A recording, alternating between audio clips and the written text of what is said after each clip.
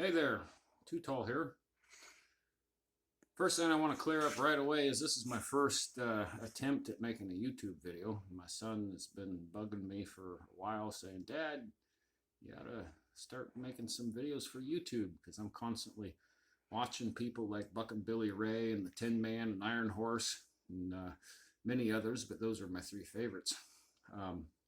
He's like, you know a lot of the same type of stuff. You gotta contribute. And I'm thinking, that seems pretty intimidating, because those guys really know their stuff, and I don't feel like I know quite that much. But anyway, I figured I might as well take the plunge, as they say, and put a video together and see what you all think.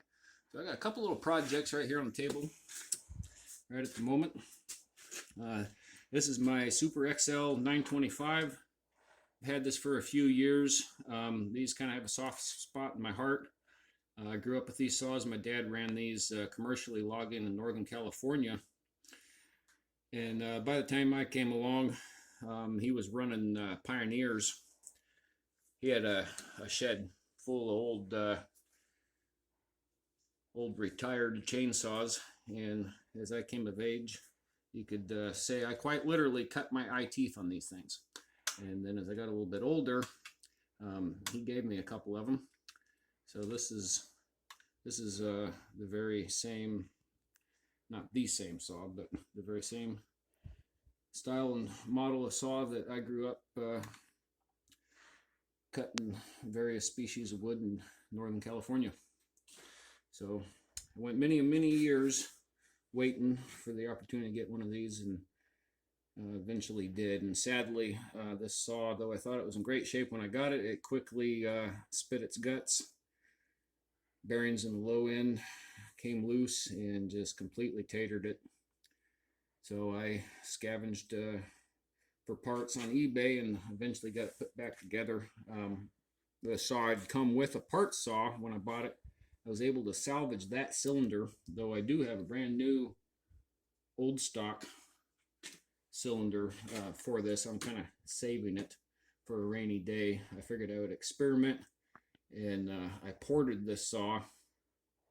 Didn't quite turn out the way I like it, so I opened it up again here not too long ago and did a little bit more porting to it, raised the exhaust roof some more, and trenched the cases.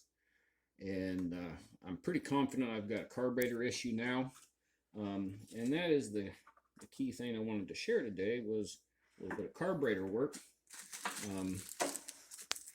I just received a couple of kits in the mail today. This is a Tillotson Hs Carburetor. This came off the donor 925. This is a governed carburetor, and under the hood of this is the same exact carburetor. I have bypassed the governor on this one, and for those of you that aren't already familiar with what you do there, you just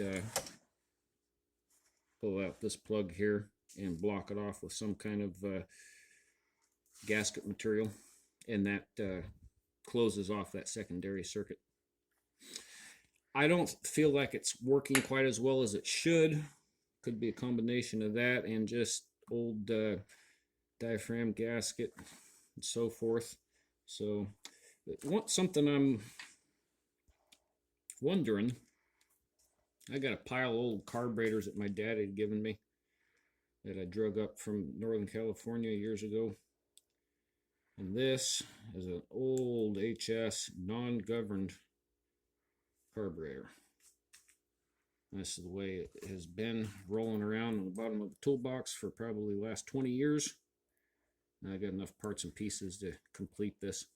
But my plans with this particular saw is to try and resurrect this carburetor and put it on the 925.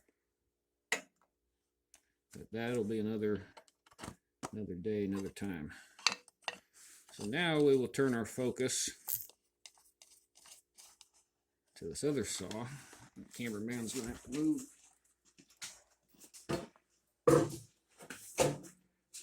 So here we have a Homeland 360 automatic. And this is another one that's got a bit of a soft spot in my heart. When I was about 14 years old, I got my hands on one just like this. And boy, I love that saw.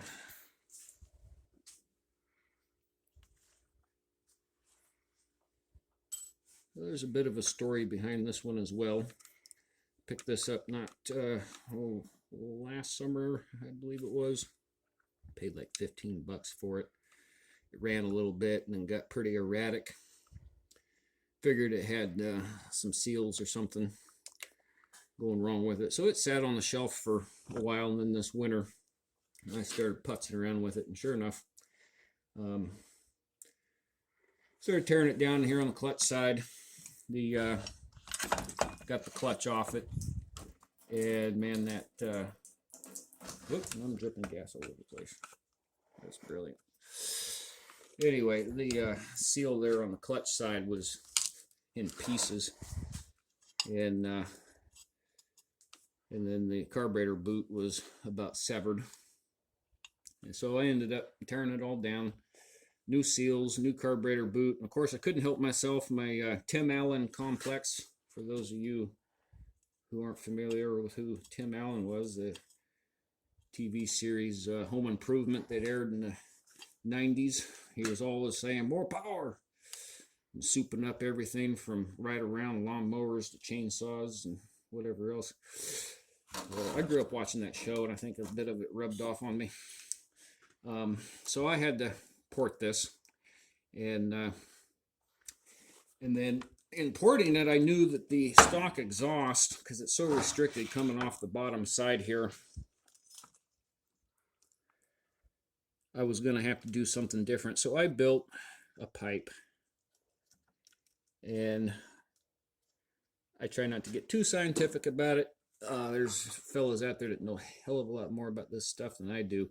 Iron Horse is one that I have gotten a lot of information from just watching his videos. He seems to know quite a bit about muffler mods and pipe building, as well as Tin Man.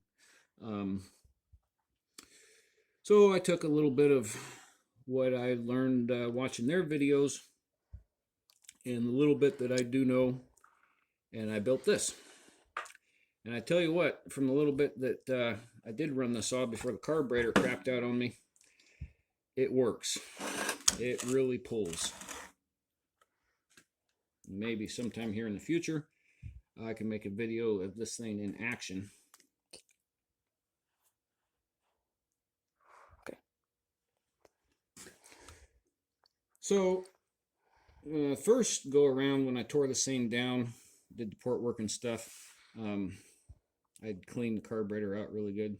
Actually, I'd gone through it a couple of times before that when I was tracking down air leaks and stuff, wanting to rule out that it wasn't a carburetor and it was indeed an air leak, one of the seals. So I know what I have and haven't done to this carburetor. I'm not going to go to all the full extent on this that I would with something, like that. That's just ugly. Let me get a couple tools here.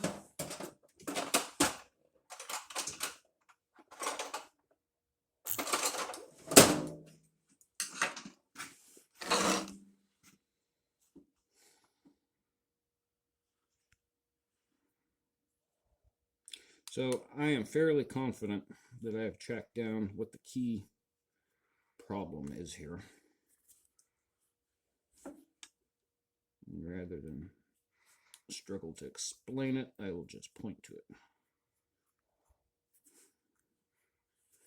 I don't always get the proper terminologies right on the parts.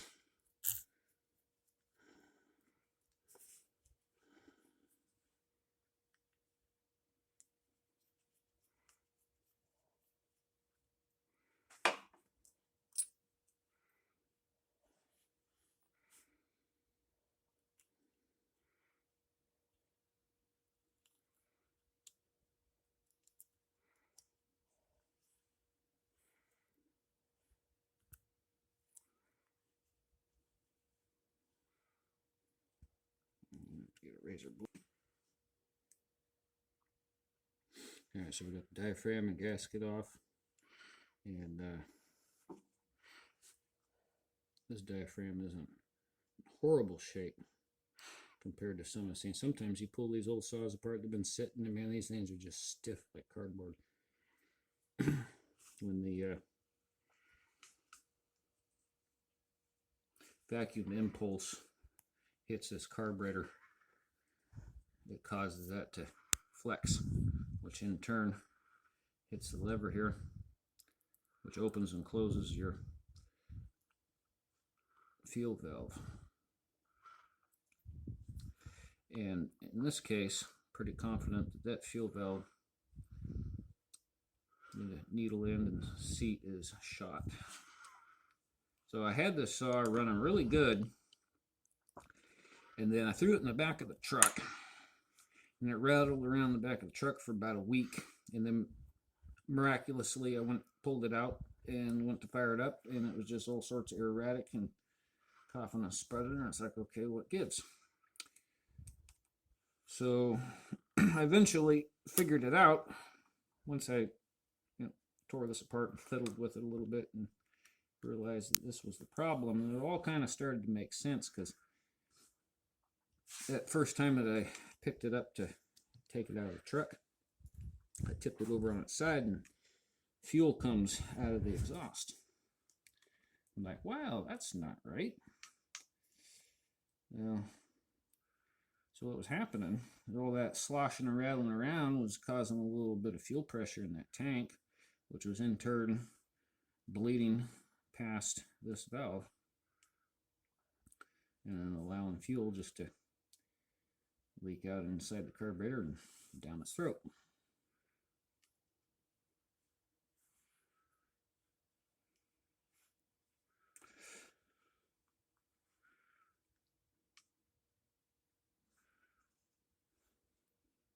So to save some time, we're probably going to click you off here real quick. I'll be back in a moment. We'll get some of this tedious, time-consuming stuff done, and we'll see you back here in a minute. All right, we're back. We took it apart some more, cleaned our surfaces, scrubbed it a little bit, and blew it out with some compressed air. So now we will commence with some reassembly. These are all our new components. So this is straight out of the package, Walbro kit. And this is what this particular kit came with. I've seen, various kits over the years come with various things. Sometimes, I guess I don't have that other kit with me right at the moment. The kit for the 925 carb came with a new metering lever, as well as a few other components, I believe. So I guess we will start over here on this side, put a new fuel screen in.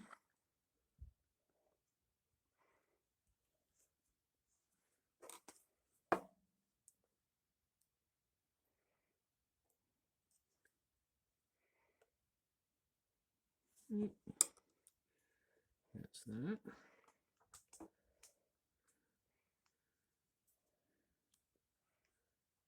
This is the guy I'm after here. I get horribly dyslexic sometimes. I try, when I'm not going too fast and silly, to lay things out in the same manner and placement as how they came off, so kind of helps me get it back in the same fashion. Let's see, I didn't get that gasket off there, did I? This one should come off pretty easy, I think. I'm going to give that a quick scrubbing. Be right back.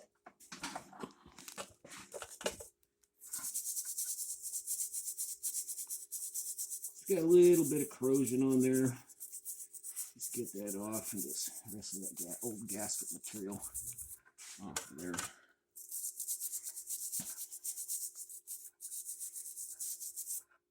That should be good. And we'll just hose it off. with the old shop air.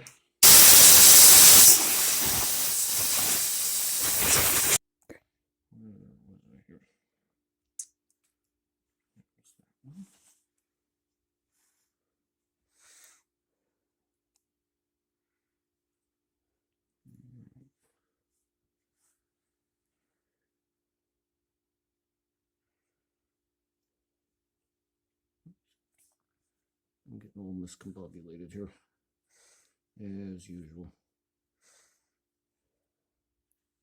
There it is. All upside down and backwards.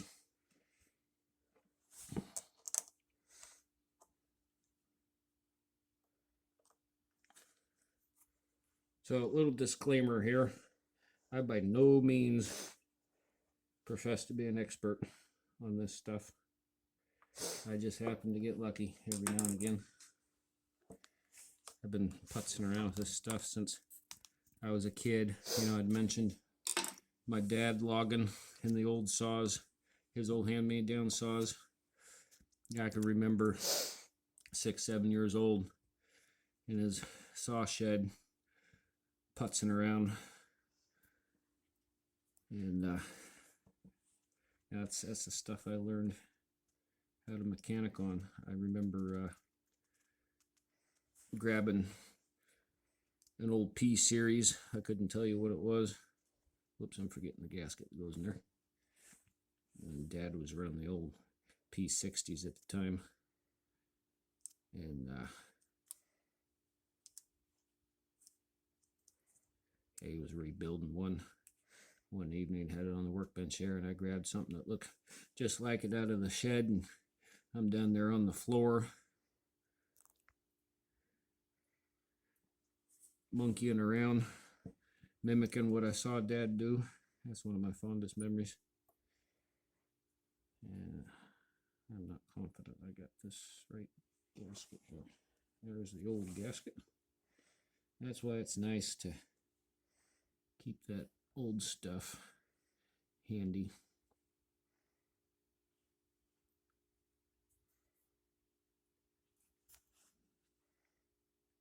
Yeah. All right, we'll be back in a minute, guys. I got to kill some time here, make sure I got this right. All right, we're back. Just wanted to spare you guys some of the agony of me figuring out which side was up or down and fat finger and stuff. So we're getting it back together here. So part of my puzzlement there was, you know, many times when you get a gasket kit, you get a couple different varieties because, you know, over the years, certain series of carburetor change a little bit, or certain kits will be made to fit a couple of different similar series carburetors. So that's the reason for that. So it gets me puzzled every time.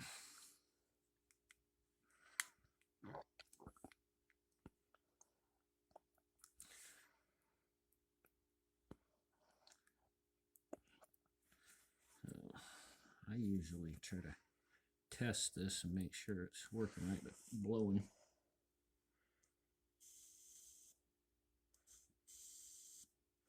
Don't know if you can hear that or not, but it is working as it should.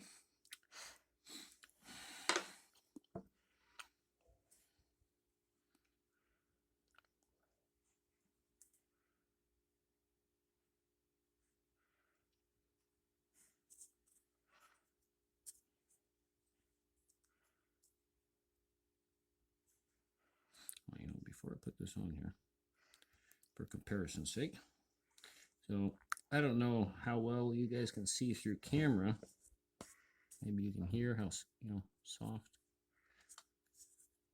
It's very soft, pliable. This one you can see is misshapen. It's still fairly soft.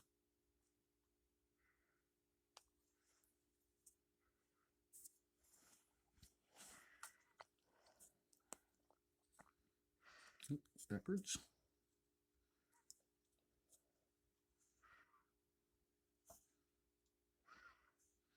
That new gasket is thicker than the old one, or just new and not squished. Those little tits aren't protruding up above very far.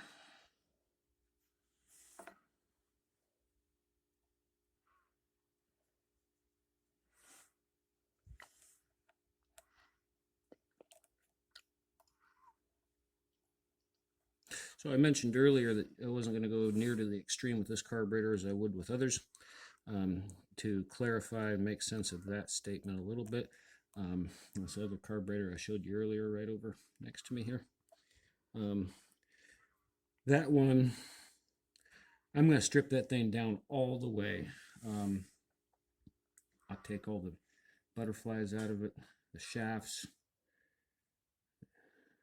everything that can be removed will be removed, and I'll more than likely boil that with some dish soap. An old trick my dad taught me when I was a little kid, and that should hopefully flush anything that's deep within out.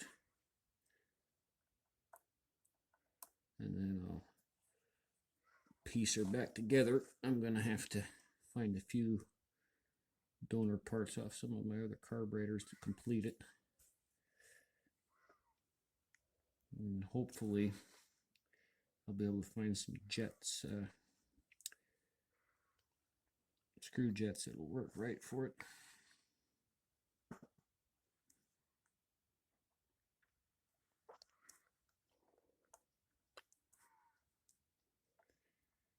When I was a kid, I couldn't tell you how many carburetor screws and the threads I stripped out, He-Man and stuff. I'm slowly learning as time goes by. Take it easy. Anyway, okay, we'll be back in a minute. I'll get this bolted up, and then maybe you guys get a chance to hear this thing pop off. See you in a minute. All right, we're back, people. Got her all plugged on there. I should be good to go. Make sure I haven't spilt all my fuel out of the tank. Yeah, we got enough in there.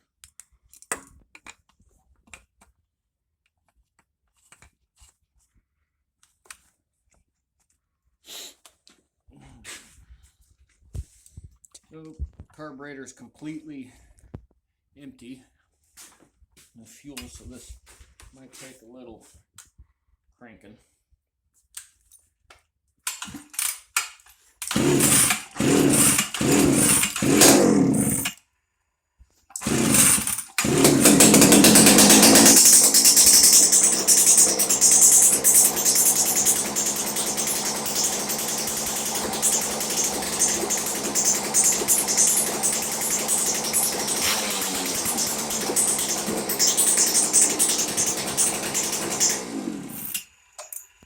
She lives.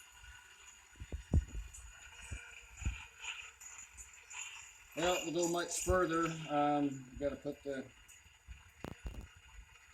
filter and top cover back on, bar it up. I found it's pretty useless kind of tuna saw past a certain point without bar and chain on it. So yeah, maybe we'll got enough time left here. We'll see you back here in a minute.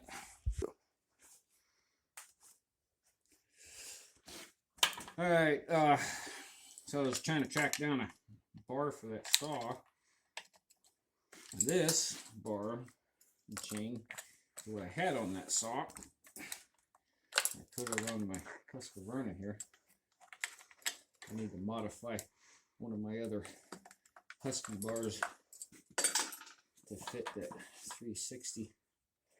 So it's dark out right now, so I'm thinking what's going to happen here is we're going to get this bar swapped over, get it fired up and let you see it running with the bar and chain, and then we'll end this video and we'll make a part 2, which we'll more than likely film tomorrow, at which time we get to see the ported 360 home light running, as well as a few others. I got well, one or two to pick from around here.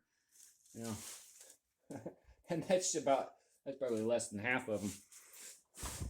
You haven't even seen my steel lineup. That's what I do most of my production cutting with, are my stills.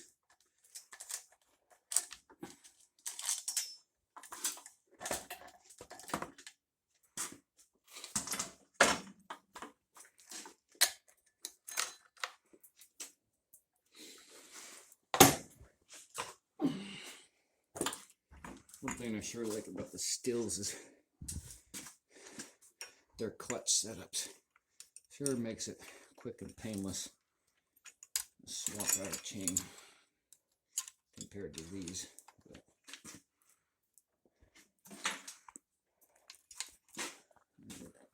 this off.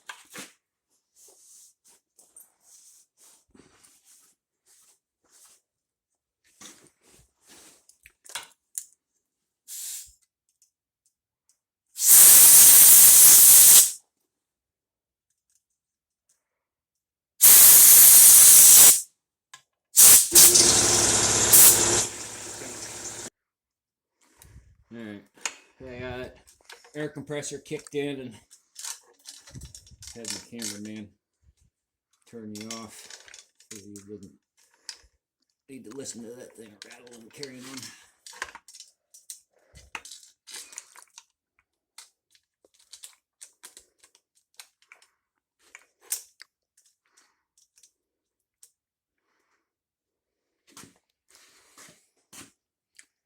Oh, I just remembered something.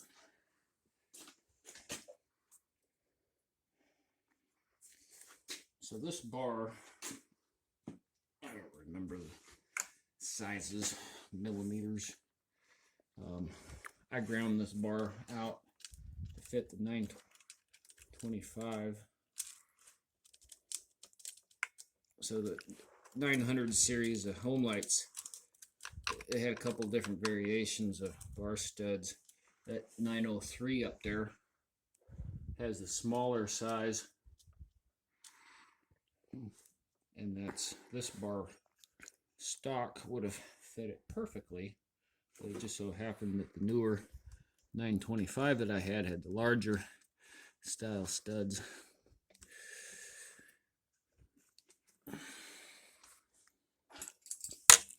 So this is just a piece of TIG rod that I hammered down a little bit to fit in there. They made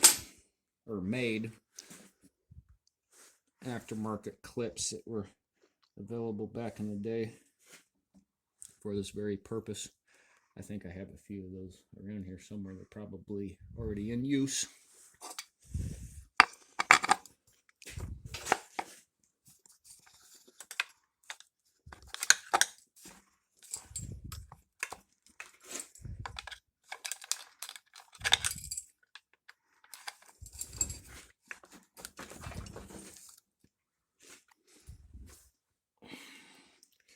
And if you haven't already noticed, I upgraded this to standard steel bar nuts, which miraculously fit. Now they're a little different in pitch. The old Homelights SAE, the steels are metric, but they weren't so far off that it messed anything up. It's just a little tight that first time on,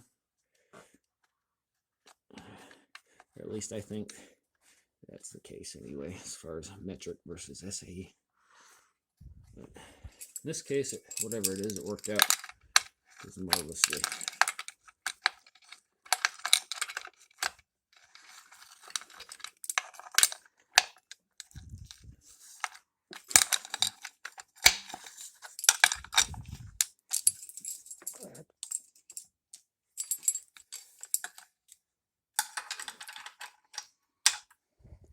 All right, we got her all together here.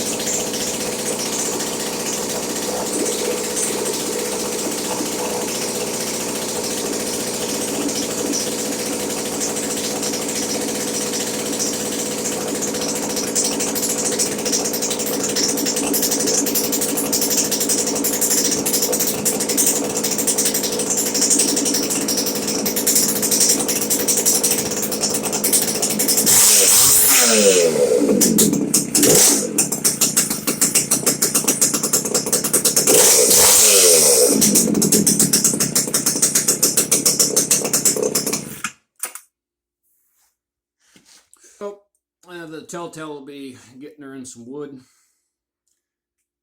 Obviously, engine ain't hardly hot in that little bit that I ran it, so but I just wanted to get it kind of tamed down there a little bit so it wasn't racing. So typically I'll let it idle a little bit longer than that, and then feather the throttle, kind of progressively, steadily work it up to full operating speed. So tomorrow we'll put her in some wood and see if she's going to behave. Hopefully we've got all the problems ironed out. So if nothing else, she's been a fun little project.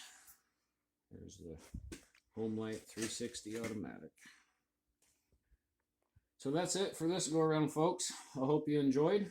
Please like and subscribe, and hopefully get more content out to you guys. Y'all take care.